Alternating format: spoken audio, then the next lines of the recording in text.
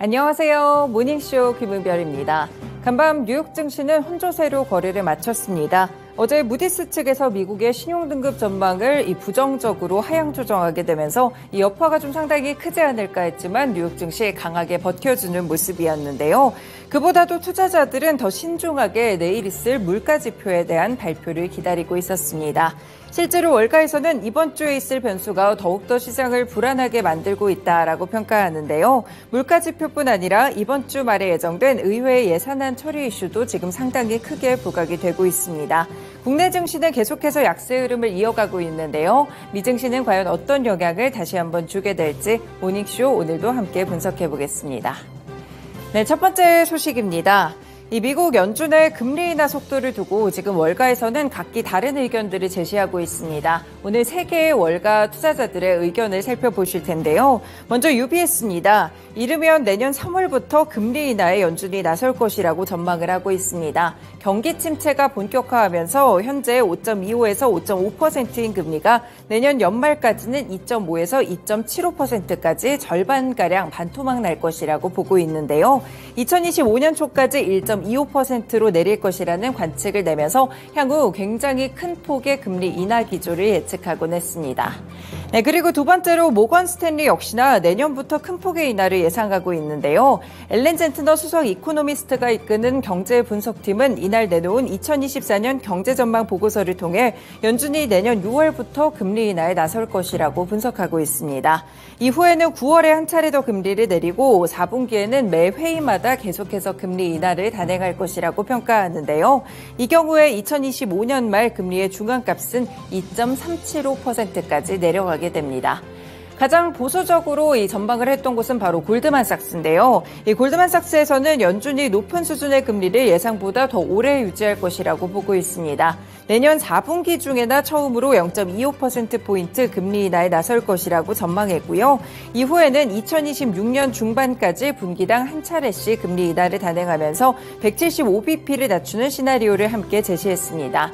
이 경우에는 2026년 중반까지 갔을 때 이 금리가 3.5에서 3.75%까지 떨어지게 되는데요.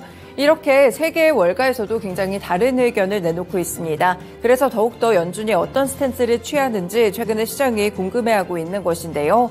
물론 내일 발표될 물가지표라든지 여러 가지들을 참고해야 알겠지만 일단 올해 마지막 FOMC에서는 12월 점도표가 공개가 됩니다. 그래서 이에 따라서 금리에 대한 향방을 조금 더 자세히 알 수 있다는 점 함께 체크해 보시면 되겠습니다.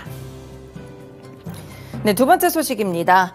마이크 존슨 미국 하원의장이 2단계 임시방편 예산안을 제시했는데요. 그런데 당내 강경파 측에서 다시 한번 이 예산안에 반대 의사를 밝히며 미국 연방정부의 셧다운 위기가 재차 고조되고 있습니다.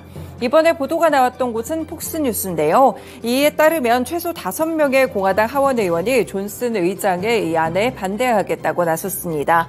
존슨 의장 안에 이 정부의 예산 삭감 방안이 포함되지 않았다면서 반발하고 있는 것인데요. 언뜻 봤을 때 5명 별거 아니다라고 생각하실 수도 있겠지만 이 이상이 이탈할 경우에 법안 자체가 통과가 불가능한 이 소수가 좀 움직일 수 있는 그런 구조로 돼 있습니다. 그래서 상당수가 반대를 한다면 이 공화당 측에서 민주당의 도움을 받을 수도 있겠죠. 하지만 이는 다시 당내 강경파들의 반발을 키울 수가 있고요. 실제로 이전에 탄핵이 됐던 케빈 메카시 전 하원의장의 경우에도 이 민주당과의 협업을 꾀했다가 해임을 당하기도 했습니다. 존슨 의장은 우선 14일에 2단계 임시 예산안을 하원 전체 표결에 붙일 것으로 현재 예상되고 있는데요.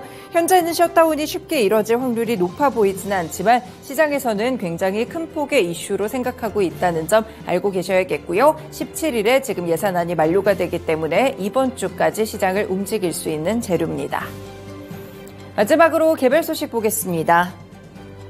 엔비디아가 이번에 최신 인공지능 칩을 다시 한번 내놨습니다. 이 생성형 AI 모델에 기반이 되는 대규모 언어 모델에 적용해 이를 훈련하도록 설계된 그래픽 처리 장치 GPU죠. H200을 새로 공개를 했는데요.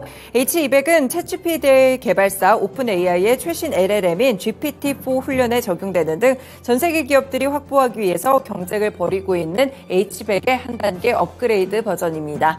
현재 H100의 경우에는 25,000달러에서 40,000달러 정도의 가격이 이루어지고 있는 것으로 보이는데요. H200의 가격은 현재는 제시가 되지 않았습니다. 일단 H200에는 141GB의 차세대 메모리 HBM3가 탑재됐다는 점도 큰 특징인데요. H200은 일단 H100보다 2배 정도 빠른 출력을 내고 있다. 엔비디아 측에서 이렇게 설명을 하고 있습니다. 그리고 H200이 또 H100과 호환이 되기 때문에 현재 H100을 사용하는 인공지능 기업들이 또 다른 칩을 굳이 다 구매를 해서 바꿀 필요가 없다는 점도 편의성에 꼽히고 있는데요. 무엇보다 이번에 주목이 되는 점은 AMD와의 대결 구도입니다. 일단 AMD가 MI300X 칩을 내놓은 것과 따라서 이와 관련해서 내년 2분기에 H200 칩이 나오게 되면 함께 경쟁을 할 것으로 보이는데요. 과연 이렇게 칩 시장에서는 누가 우위에 서게 될지도 살펴보실 수 있겠고요. 오늘 이런 소식이 발표가 됐었는데 엔비디아 정규장에서 0.6% 정도 상승 마감했고요. 시간외에서도 소폭 상승하고 있다는 점 함께 전해드립니다. 네, 이렇게 간밤에 있었던 소식들 3가지 함께 정리해드렸습니다. 모닝쇼 본격적으로 출발합니다.